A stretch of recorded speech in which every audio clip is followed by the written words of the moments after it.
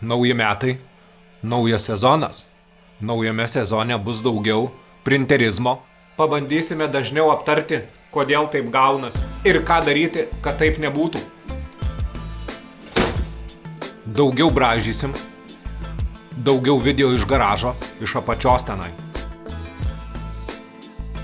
Bus daugiau video iš dažymo, bus daugiau varaudų. Pradėsim dar vieną. Ir paraleliai darysime 2. Gims naujas Fatboy komplektas, gims naujas Twin Cam komplektas ir visko bus daugiau. Tad susirandat mane YouTube'ai ir žiūrit.